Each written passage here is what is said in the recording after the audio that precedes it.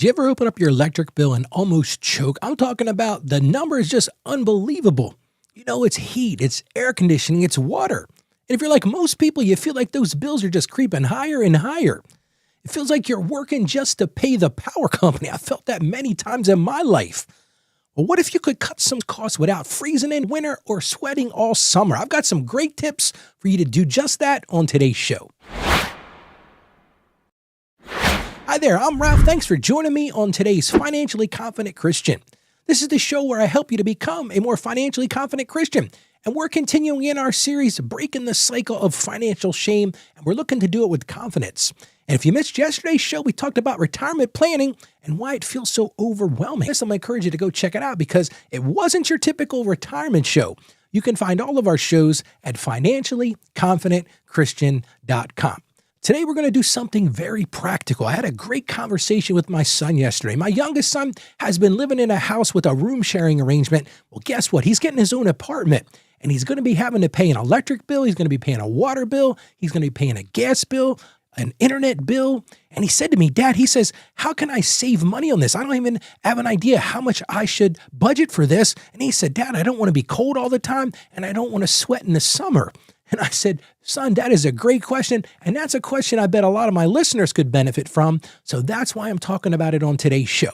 For so many of us, and I've heard so many people say this, Ralph, they said, utility bills, they're just fixed costs. It just is what it is. My electric bill is going to be this much. My water bill is going to be this much, and so on and so forth. But guess what?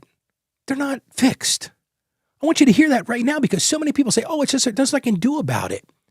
But just like we talked about on the show the other day, we talked about those subscriptions that are just tiny leaks that are just grabbing your money and pulling them away from you. Well, guess what? Utilities are doing the exact same thing. And these things are insidious because they drain your wallet every month. Maybe saying, okay, Ralph, okay, that's fine. Are you now the power company? Are you somehow going to show us how to save money on utilities? Yes, but here's why. As you know in this show, my goal is to bring two worlds together. That's faith and finance. Well, clearly, financially, if you save money on utilities, you're going to save money. It's a benefit financially. But you might be saying, Ralph, how does that connect to Christian faith? Well, here's how it connects. Because if you want to live in a situation of wise stewardship, and hey, the Lord calls us to be wise in how we manage the things He's given us. One of the key things you can do to be a wise steward is to reduce your waste. What does that come down to in utilities? It comes down to managing your home wisely because that's part of honoring God. Well, let's get right into the scripture because I've got the perfect Bible verse that talks directly about this. And I've used this in many contexts on the show. This is Proverbs chapter 21, verse 20. And it says this, the wise store up choice food and olive oil, but fools gulp theirs down. So now you're going to say, Ralph, I guess what you're saying to me is if I don't pay attention to my utilities, I'm a fool. I'm not calling you a fool. I'm not judging you. But what does the scripture say? If we're going to be wise, if we're going to truly be wise stewards, we store up things. Now, in this particular case, they're talking about food and olive oil. But you're storing up your money when you're not paying the utility companies for wasteful usage, for wasteful spending. Because guess what? You don't want to be a fool. A fool just gulps theirs down. It's kind of like this. Think about this. It's the middle of winter. You've got your heat running.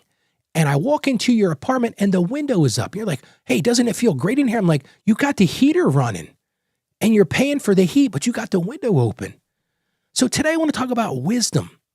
I want to talk about saving. And mostly I want to talk about not wasting because this applies to money and it applies to energy as well. So here's your one action step for today. I just want to give you a couple of things that you can change right away. These are the very things that I told my son. Here's the things you're going to have to think about. A lot of people don't think about these things. So as in preparing for the show today, I thought, okay, what are some good pieces of advice that I can give my son? And I thought these were excellent. First thing I'm going to recommend, if you lower your thermostat just 2 degrees, now that might not seem like much. My son is one of these guys that likes it like an Arctic freeze in his house.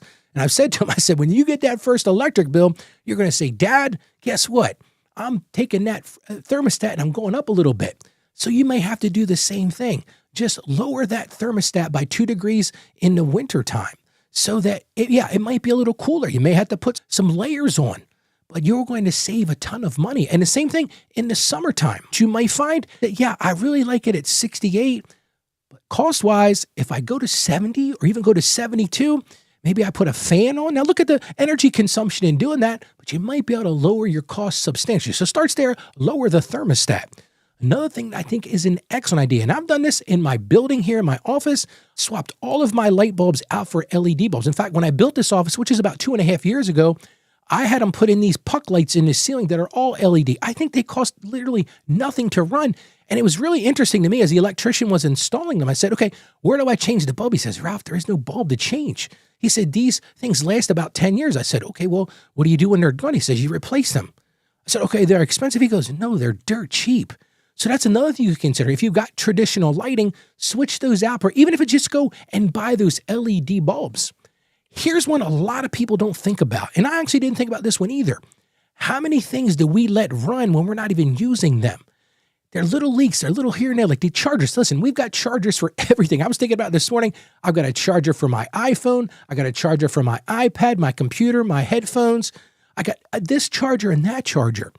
Well, one of the things that you can do to really save money, I actually had a person that used to work with me at the credit union. She said, Ralph, she said, what my husband did. Now, this guy was sharp. This is what he did. He actually put breakers into particular rooms, and when he wasn't using a particular room, he would just kill the breaker for that room. Now, I'm not telling you to go to that extreme because I think that's a little extreme, but unplug those things when they're not in use because they do trickle a little bit of charge. And you might say, okay, Ralph, big deal. How much is it going to waste? 5-10 cents a day? Well, add that times 5 chargers. That could be $1 a day. In 30 days, that's $30. One more thing I thought of. This is a great idea. A lot of people get in that shower. I was talking to a plumber client of mine the other day. He's trying to sell a lot of these instant hot water heaters because he said the chief complaint is people get in the shower and they run out of hot water because their traditional hot water tank's too small. Well, here's an idea to save some money. You can actually shorten your shower by 2 minutes. Just focus on shorten it by 2 minutes. You will be amazed at how much water you will save, thus saving money on your utility bills. And it all comes down to one small choice that if you repeat it every month, every week, whatever that looks like, it can save you a ton of money every month. Because just like interest, and we talk about interest compounding, when you put a money in the bank, it compounds, it grows on itself. Well, consistency does the same thing. And if you have lower utility bills, that gives you a greater margin. If you have a greater margin, you can save more. We talked about retirement yesterday. You can put more into retirement. You can give more. Hey, you can be more generous. And when you don't have to worry about opening those bills, as I was planning for the show today, I thought, think about the anxiety that so many feel when they get that electric bill. Now, most people, I think, get them electronically. Now they don't get the one in the mail anymore. But think about that anxiety. And think about the peace you could have if you know you're doing everything you can to reduce those costs. And hey, in the end, it's all about wasting less and honoring God's provision to us and truly living in wise stewardship. How about we pray together? Father God, we just thank you for providing every resource we need. We know that you give us everything we need, Lord. So today, I just want you to help us to see the small ways that we can save and steward well, Lord. Remind us that every single dollar, every drop, every bit of energy that we use that is wasted is not being wise stewards in your mind, Lord. So help us to bring those things close and right in front of us, Lord. Teach us to be wise. Teach us to be faithful. And teach us to use that saving to be generous in return. And we ask all this in the name of Jesus. Amen. Utilities are not fixed costs. I get so annoyed when people say that. They're not fixed costs. You can impact how much you spend on your utilities.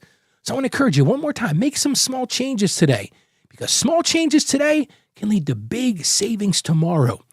And if today's message has helped you, here's what I'm going to do. I want to encourage you to share this show with every single person you know. Yes, I am going that broad with it. Just send them a text, send them an email, say, hey, this guy Ralph talked about how to save money on your utilities, because guess what? For most people, they got to pay utilities and they can benefit from this. So just send them to our website. That's financiallyconfidentchristian.com. Just say to them, hey, Ralph's got some great ideas. It's a short show. You can catch it every morning. It's about faith and finance. Again, I encourage you to share that. And listen, while they're there, I got something for everybody. I just finished writing my 3rd book. It's called Becoming a Financially Confident Christian. And I'd like to give you a copy of that book today. You just go right to this website and you can download it for absolutely free. No strings attached. You just get it and go. go to the website, financiallyconfidentchristian.com/becoming. I'm going to give you that one more time. That's financiallyconfidentchristian.com/becoming, and download that book today. Man, it is chock full of ways to help you become a more financially confident Christian. So go get that book. Now, tomorrow, we're going to get into that discussion. We talked the other day about death. Well, guess what we're talking about tomorrow? Taxes. We're talking about how to make tax time less taxing. You probably heard that a time or two, but listen, I got some great ideas of how to keep you from living in that constant state of stress when it comes to taxes. So make sure you join me on tomorrow's show. Now, today, let's all go out there and be financially confident Christians. I have confidence in you. Have confidence in yourself. Stay financially savvy. God bless you, and you have a great day today.